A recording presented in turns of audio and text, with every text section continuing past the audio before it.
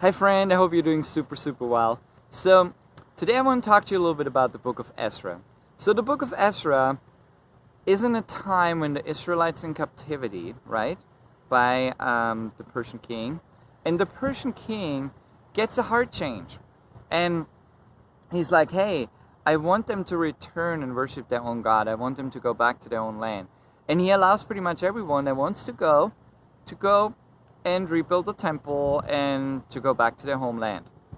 So Ezra was a priest at the time, and he led the people back. So 50,000 people go with him. Okay, they go back to Jerusalem to rebuild the temple and to set up a place of worship again for Adonai their God. And when we look at that, like that story, like Ezra, like he really didn't just think about restoring the temple, but he was thinking about restoring the foundation that people had in their faith. So he took with him like Levites and priests. The reason for that is because he wanted to teach them again who God is. He wanted to teach them the law. He wanted to teach them everything so they could pass it down also to the next generation. So the 50,000 people that went with him, he also wanted to disciple them. This wasn't just about like rebuilding a temple. This was a lot more than that. So they're leaving, okay? Now they're arriving there, and then Ezra gives them like a little speech and tells them about like they're rebuilding the temple. And the people got super excited. Like the young people, they were full of joy because finally they have hope again. Like they're not in captivity anymore. They're actually there and they have hope again. And it's amazing like to see their joy and see their excitement. But then the older people, they were crying.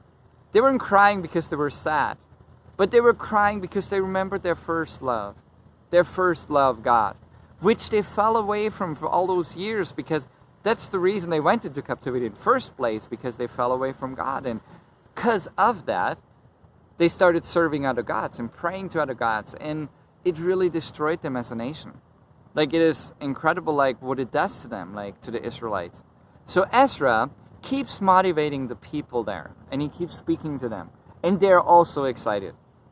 Now even the king gave them a whole bunch of stuff that he took from the temple to go back there and to restore to God, because he was so passionate about it. Now they start rebuilding, right? But now they face opposition, because in that land there's a lot of other people too that are not necessarily agreeing with the idea of rebuilding the temple. So Ezra is facing with his people a lot of opposition. They try to demotivate them, they try to lie to them, they try to really knock them down. They even write letters and all this stuff, but they're not able to do that. In the end, what happens is the king gives an order they have to help build the temple. Isn't that amazing? So they're probably really frustrated about it, but it's really cool like how God turns things around. And then this is the beginning chapters of the book of Ezra. You see like a lot of the story, you see a lot of the foundation being laid and how the temple is built. But then in the second part, like he really teaches the people a lot. History and where they came from and all those things, to not forget that. Why? Because when we remember who God is, it's going to change us. That's so important. And it was so important for the Israelites. It was so important for the people. And when they remember that, it's going to change them. So he laid that really beautiful foundation for the Israelites. And when you read through that book, you see a man like who was faithful, who trusted God, and really wanted to restore not just a place of worship, but a place of God in people's lives. And he did. It's amazing.